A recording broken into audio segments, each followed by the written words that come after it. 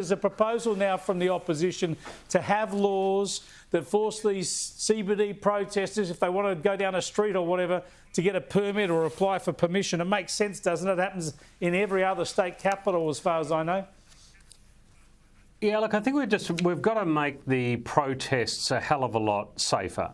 We don't want to stop protesting in Victoria, but we've got to make them safer, because there's no doubt about it.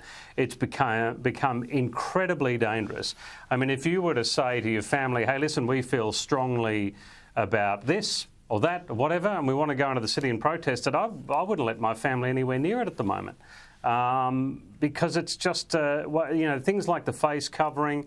I wouldn't be a big fan of the permit system, but I think we've probably almost got to the point where we need it. But it needs to be safer for people. If I want to shut off my street for a street party at Christmas time, I need a permit. If you want to shut a street, you need a permit. Knock yourself out if you're just going to do it in a park. Exactly. But once you're closing streets, of course you should need a permit. I am shocked that Victoria has not gone down the New South Wales pathway yet. And bear in mind, Chris, as well, that the Premier of Victoria said that she would look at this legislation in December last year. Now, we're 12 months down the track. Week in, week out, we see all these protests. Businesses in the CBD are sick to death of the foot traffic. You've got families not going into the CBD because they don't feel safe. You've got rocks and other items being hurled at police officers. Enough is enough. And it's like her youth crime approach. It's this slow, steady, she'll be right, things will fix itself. She's doing the exact same with protesters, yet it's everyday taxpayer paying Victorians that are suffering again. Yeah, get it sorted, I reckon. Let's go to Kevin Rudd. Cam Redden of our Sky News Canberra Bureau caught up with him in the corridors last night. And Kevin thought to riff off one of his own famous lines, but it's such a famous line, Kevin got his own line wrong. Have a look. I'm from America and I'm here to help, and my name's Kevin. So there you go.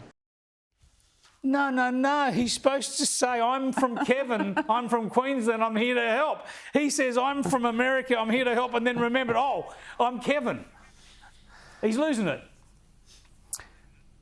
Oh, Kevin, you think Kevin's losing it? Oh, well, he has had a rough time with you guys, and had a rough time with Donald Trump. I ask this question because I think a lot of this is centred around how Donald Trump feels and making sure Donald Trump's ego is massaged. Has anything Kevin Rudd actually said about Donald Trump proved to be wrong?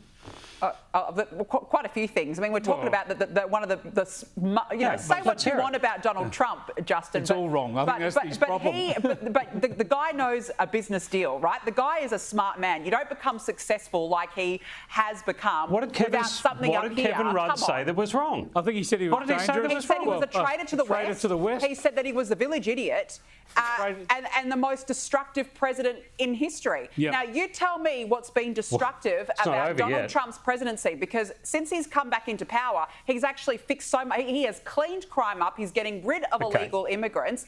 What are you saying? He's made NATO stronger. He's made Israel stronger. Some of those comments were made around him not accepting the outcome of an election and the violence that we saw on January 6th. A lot of those comments came out of that. No, it's not all I've got. Mate, there are plenty of things with Trump. I just ask you this question. What did he say that was wrong? He said, we just went through that. He said he was a traitor to the West. And if you've picked up a newspaper in the last 3 years, you'll see how he's improved the situation when it comes to the security of the Western world. So I'm not going to let you just make it all about January the 6th every time. I want to get back to another one of your heroes, Bill Gates, the great climate evangelist of the last couple of decades. He's admitted now that he was wrong. Too much hyperbole. We're not going to all boil in oil. This is a good development, isn't it?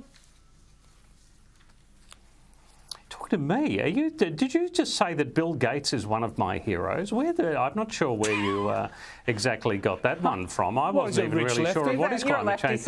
I think a rich lefty. Oh yeah, well that's right. Anyone who's a rich lefty, I'm all for, mate. I'm head of their cheer squad, no doubt about it. Well, hey, hang on a sec. But shouldn't you be applauding him for pulling himself down to something which I would hope the two of you believe, which is that climate change is actually real. Climate change should be addressed, but we shouldn't be doomsdaying about it. Is that not something you feel? Justin, let me say this. Let me say this. History does not forget. Bill Gates may have forgotten his history, but a couple of years ago he was saying that it's bad that cows fart and burp. Then he was trying to sell us fake meat. He was on this worldwide publicity doomsday tour, sounding the doomsday gazoo here, there and everywhere. He brainwashed an entire generation. So you had to go at me for bringing out January 6th, so you're not pulling out the history here. Hang on a second, Justin. And now he claims that, oh, no, it was all just hyperbole that we can all forget. No.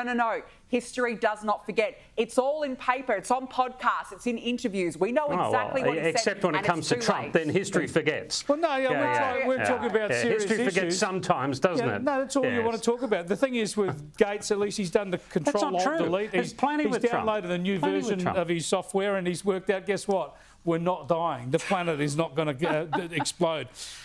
Just want to move on to, speaking of climate change, have a look at this.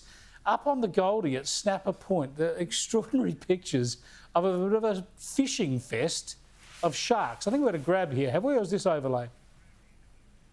Well, let's have a look at it then. These sharks are thrashing around at Snapper Point. The pictures have gone around the world, but here they are. This is a good advertisement for Queensland tourism, isn't it, Justin? Oh.